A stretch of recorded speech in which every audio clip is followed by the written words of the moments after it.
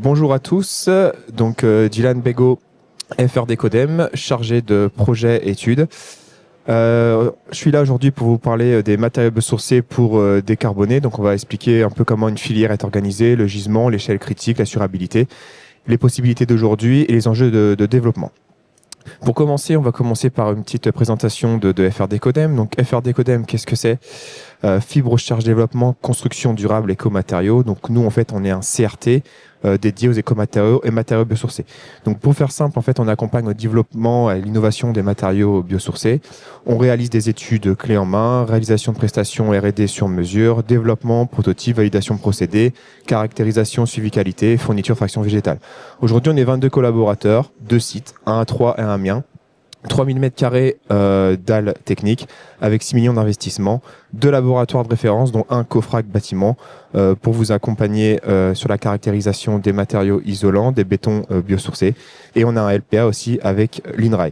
Donc comme vous voyez sur le schéma sur votre droite, on intervient sur toute la filière, tous les maillons de la chaîne de valeur, de la ressource, du sourcing, jusqu'au matériau final, en passant par l'analyse de cycle de vie pour forcément évaluer l'impact environnemental de nos matériaux. Ici, vous pouvez voir sur la slide quelques développements qui ont été faits. Donc on ne travaille pas seulement dans l'isolant, mais aussi d'autres secteurs comme l'automobile par exemple. Donc je ne m'attarde pas sur les projets, mais vous voyez qu'on est tout secteur, bâtiment, automobile, transport, textile, etc. Ensuite, aujourd'hui, ce qui est important de mettre en avant, c'est qu'il existe déjà des solutions sur le marché. Donc l'isolation dans le bâtiment, c'est pas utopique.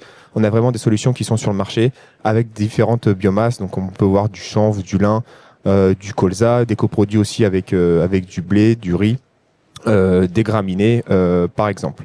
Ensuite, pour différentes solutions, donc on a aujourd'hui des solutions isolant. Donc pour donner un exemple, tout ce qui est laine de verre aujourd'hui peut être remplacé par des matériaux biosourcés par exemple. Donc aujourd'hui, si on fait un petit focus sur le marché des isolants, donc qu'est-ce que c'est? Quelle est la part de marché? Aujourd'hui, on a une part de marché de seulement 11%, donc c'est quand même pas négligeable, mais on a tous les voyants qui nous montrent qu'on a une progression importante de ces matériaux. Aujourd'hui, on a des investissements industriels qui sont engagés sur les territoires, donc parfois de forts investissements. Donc c'est quelque chose qui est industriel, avec de vraies solutions. On a un parcours assurantiel qui se renforce de plus en plus, donc ces matériaux biosourcés sont acceptés de plus en plus et sont utilisés de plus en plus sur le marché. Il y a quand même une nécessité d'acculturation de tout l'aval bâtiment.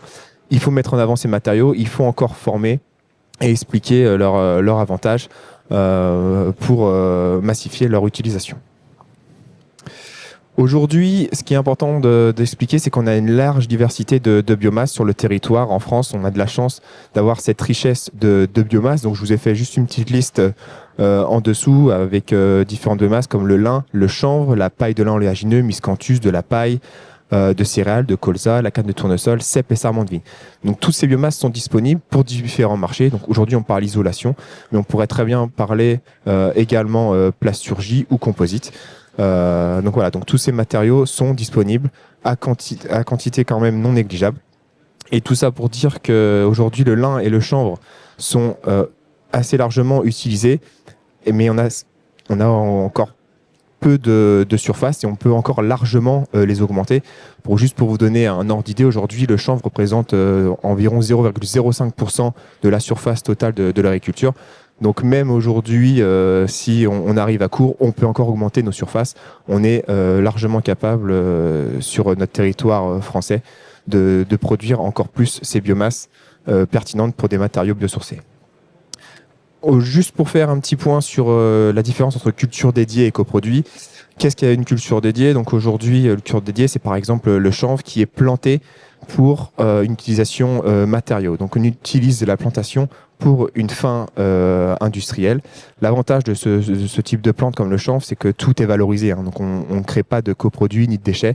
La fibre est utilisée, la chaîne vote, donc la partie boisée interne est utilisée et la graine est utilisée. Donc là, vous avez un exemple de chaîne de valeur pour le chanvre, la paille de chanvre, qui demande une première transformation type défibrage, qui nous permet de séparer le granulat qu'on appelle chaîne vote, partie boisée, et la fibre. Donc on obtient ces deux produits. On obtient aussi un peu de poudre, hein, de la poussière qui peut être valorisée aussi et brûlée hein, pour des chaudières par exemple. Mais nous, ce qui nous intéresse, c'est la fibre et la chaîne botte.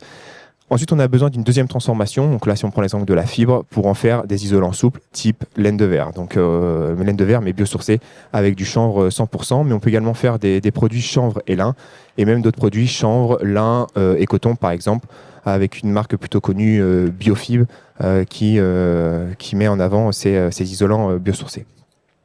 Ensuite, la culture dédiée, donc on vient d'en parler. On a tout ce qui est coproduits agricoles. Coproduits agricoles, c'est quoi? Donc c'est par exemple le blé qui est planté à la base pour une raison alimentaire, mais on obtient des coproduits qui est la paille. Et aujourd'hui, on peut très bien utiliser également cette paille pour en faire des matériaux biosourcés dans la construction. La botte de paille est aussi un très bon isolant. Juste pour expliquer qu'aujourd'hui, ces matériaux biosourcés demandent une chaîne de valeur. Hein. Donc c'est des choses à mettre en place et pour la majorité qui sont déjà en place.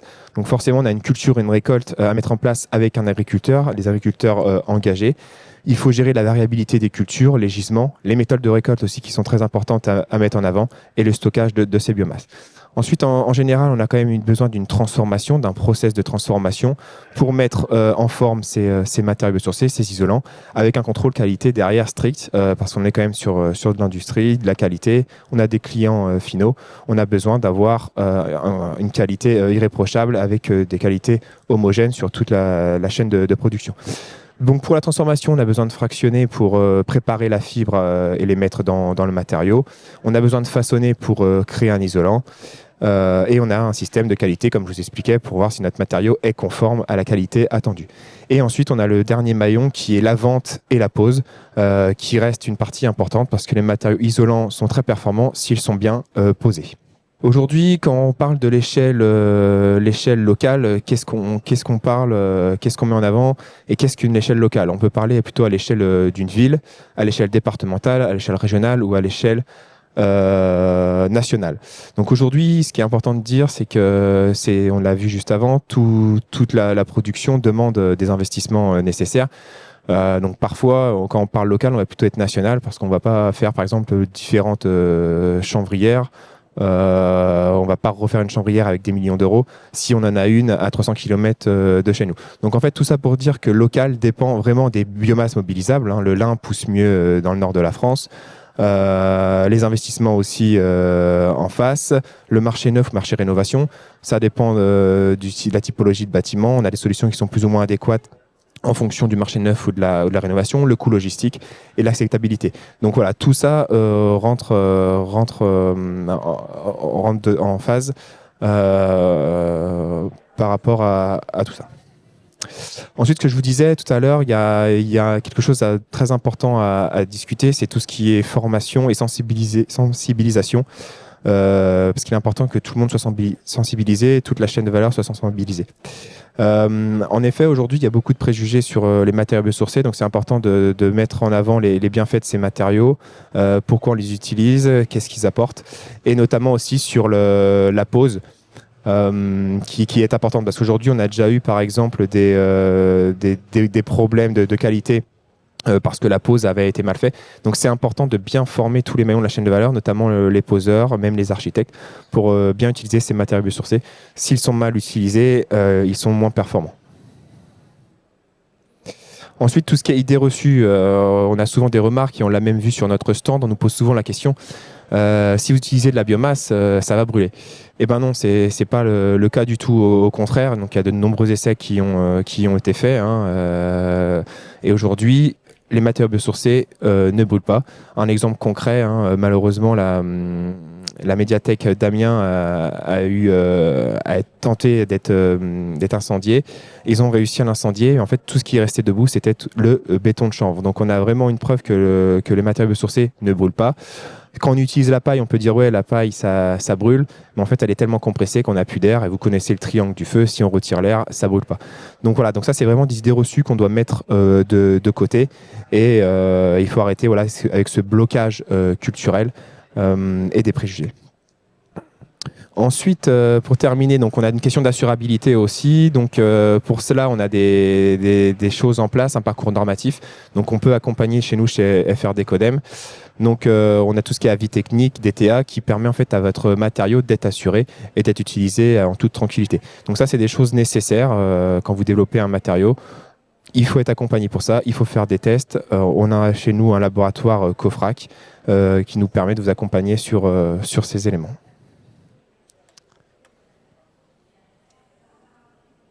Merci bien. Bonjour à tous et à toutes. Effectivement, donc nous on va vous présenter Batipack. Je m'appelle Alain Marbeuf et donc je suis responsable des développements du Batipack depuis 14 ans.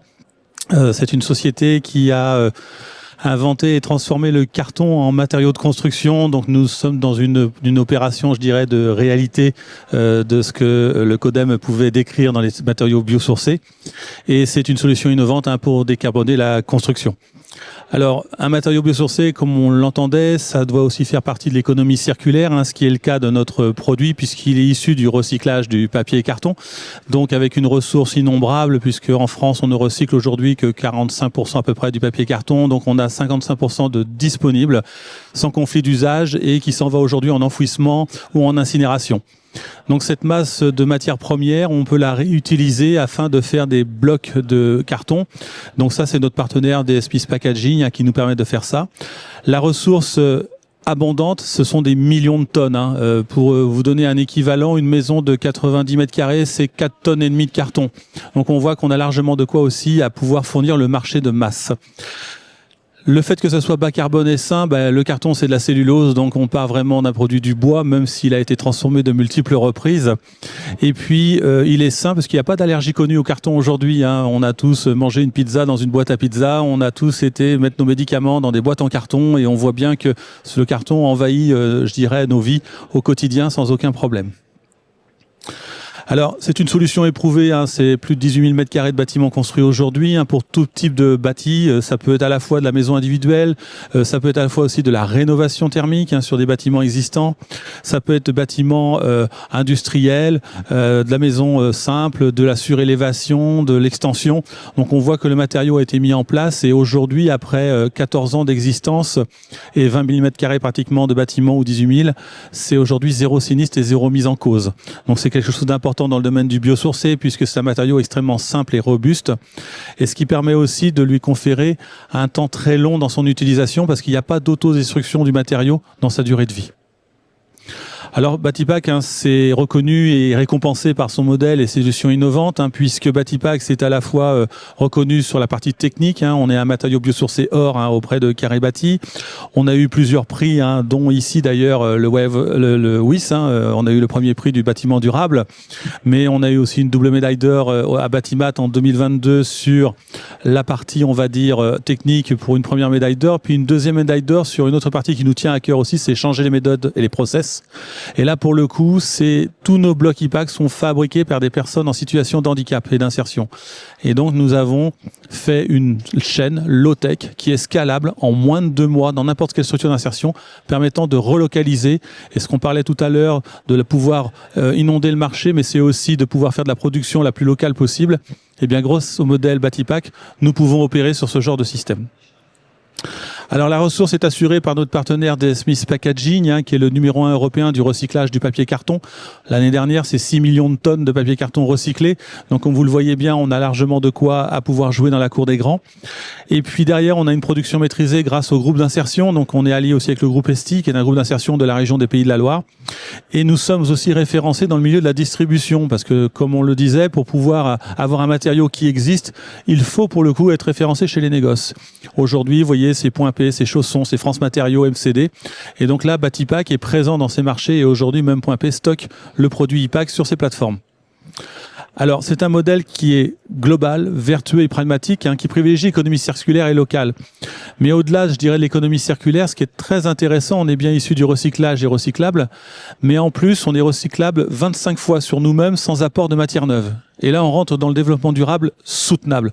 Ça veut dire je construis une maison, allez, je vais la démolir au bout d'une centaine d'années, je vais la recycler. Eh bien, je peux faire 25 fois ce cycle sans avoir été chercher ni un arbre, ni une ressource primaire de recyclage. Donc ça, c'est extrêmement important. Et puis, notre modèle de production inclusif permet à des personnes en situation de handicap mental et ou social de participer au grand jeu. Et le fait d'avoir développé une chaîne low-tech adaptée à des personnes en situation de handicap mental leur permet de reconnecter leurs neurones et pour le coup de retrouver de l'indépendance et de l'autonomie. Donc au-delà d'utiliser un matériau pour le confort et la durabilité, nous avons aussi un projet sociétal derrière permettant aussi d'apporter aux matériaux bien plus que de la technique. Alors notre ambition, c'est d'être engagé dans la construction durable et solidaire, c'est de réduire l'impact environnemental, comme vous l'avez compris, et c'est baisser l'émission de CO2.